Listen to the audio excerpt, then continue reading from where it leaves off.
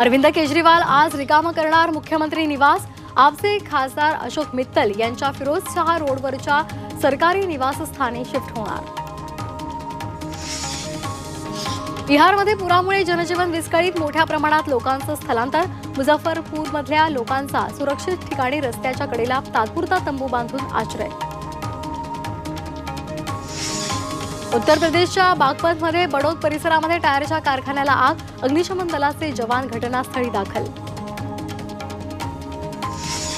शारदीय नवरात्र उत्सवानिमित्तानं जम्मू काश्मीरमधल्या माता वैष्णोदेवी मंदिरामध्ये भाविकांची रीघ, प्रशासनाकडून भक्तांसाठी व्यवस्था, रेल्वेनंही विशेष गाड्या सोडल्या। राज्यामध्ये लवकरच ऑक्टोबर हिटच्या झळा, मोसमी वाऱ्यांचा परतीचा प्रवास सुरू झाल्यामुळे मुंबईसह राज्यातील काही भागात तापमान वाढीला सुरुवात। मुंबईचं तापमान 33-34 अंश सेल्सिअस दरम्यान। केंद्रीय गृहमंत्री अमित शहा आजपासून 2 दिवस गुजरातच्या दौऱ्यावर, अनेक प्रकल्पांचं लोकार्पण करणार। नवरात्रीच्या गरबा कार्यक्रमातही सहभागी होणार। काँग्रेस खासदार राहुल गांधी यांची आज हरियाणामध्ये रॅली, नोहा आणि महेंद्रगडमध्ये जाहीर सभांना संबोधित करणार।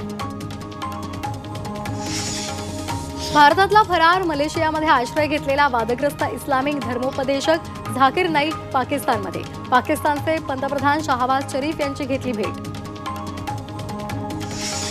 बांगलादेशच्या परराष्ट्र मंत्रालयानं आपल्या 5 राजदूतांना माघारी बोलावलं। भारत, ऑस्ट्रेलिया, बेल्जियम, पोर्तुगाल, संयुक्त राष्ट्राचे राजदूत ढाक्यामध्ये।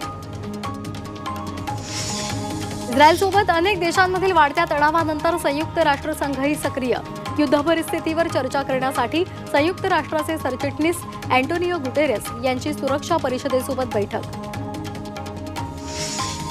इस्रायलचा लेबनॉनवर हल्ला, आयडीएफचा दावा, हल्ल्यामध्ये हिजबुल्लाचे तळ उद्ध्वस्त, आयडीएफकडून हल्ल्याचा व्हिडिओ जारी।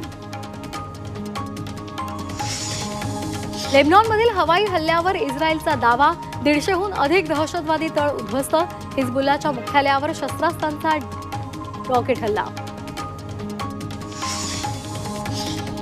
वर्षातलं शेवटचं सूर्यग्रहण आज जगातल्या अनेक देशांमध्ये दिसणार। चिलीच्या ईस्टर बेटावर सूर्यग्रहणाच्या वेळी रिंग ऑफ फायर दिसणार।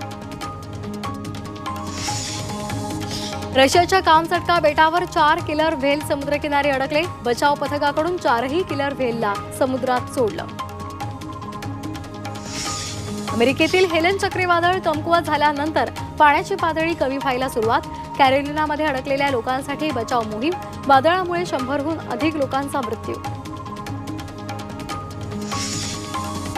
कॅथॉनमध्ये वादळाचा तैवानच्या अनेक भागात कहर, जोरदार वाऱ्यासह शेकडो झाडं आणि विजेचे खांब कोसळले। वादळामुळे अनेक भागात वीज व्यवस्था ठप्प।